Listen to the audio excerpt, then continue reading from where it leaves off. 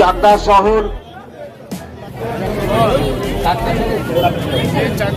এবং চাকদা ব্লকের যৌথ উদ্যোগে বন্ধের বিরুদ্ধে যে মিছিল সংগঠিত হয়েছে, সেই মিছিলের মধ্য থেকে আমরা যে কথাটা চাকদা ব্যবসায়ী সমিতি এবং এতদ অঞ্চলের চাকদার বিভিন্ন ব্যবসায়ীদের উদ্দেশ্যে বলছি এবং সাধারণ নাগরিকদের উদ্দেশ্যে বলছি যে আজকে সারা পশ্চিম বাংলায় যে কর্মবিরতি জুনিয়র ডাক্তাররা করছেন, সারা পশ্চিম বাংলায় আরজিকর হসপিটালে যে নক্কারজনক ঘটনা সংঘটিত হয়েছে, সেটা আমাদের মাননীয় মুখ্যমন্ত্রী মমতা বন্দ্যোপাধ্যায় তিনি প্রথমেই সেই অপরাধীকে তিনি শাস্তি হিসাবে ফাঁসি তিনি দাবি করেছিলেন। তাই সারা পশ্চিম বাংলায় তৃণমূল কংগ্রেস সর্বপ্রথম এই যে অপরাধকারী, সেই অপরাধকারীর ফাঁসি আমরাই চেয়েছিলাম।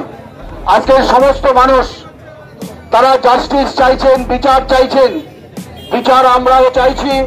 কিন্তু পশ্চিম বাংলার বুকে যারা ধর্মকে নিয়ে রাজনীতি করে, সেই ভারতীয় জনতা পার্টি যারা বিচারের নামে সারা পশ্চিম বাংলায় যে বিশৃঙ্খলতা শুরু করেছেন, আজকে পশ্চিম বাংলায় তারা যে নবান্নের অভিযানের ডাক দিয়েছিলেন ছাত্রদের তরফ থেকে, সে তারা ছাত্র কিনা আমাদের মনে হচ্ছিল যে এরা কোন ধরনের ছাত্র, যেখানে পুলিশ প্রশাসন তারা জানে না যে এরা কোন ছাত্র সংগঠন, যে ছাত্র সংগঠনের নাম আমরা পশ্চিম বাংলার বুকে শুনিনি।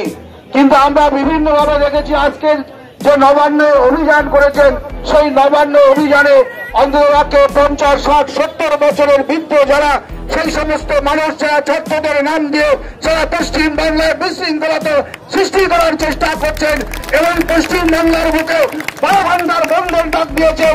12 ঘন্টার বন্ধের পরে তারা অবস্থান বিক্ষোভ করবেন। তাই পশ্চিম বাংলার মানুষকে ঐক্যবদ্ধ হওয়ার জন্য, পশ্চিম বাংলায় যে শান্তি ছিল সেই শান্তি বজায় রাখার জন্য আগামীকাল 12 ঘন্টার বন্ধ আমরা পালন করছি সাধারণ মানুষকে, কারণ এটা একটা কর্মনাশা বন্ধ। এই বন্ধ আপনারা পালন করবেন না, এই বলে আমি আমার বক্তব্য শেষ করছি।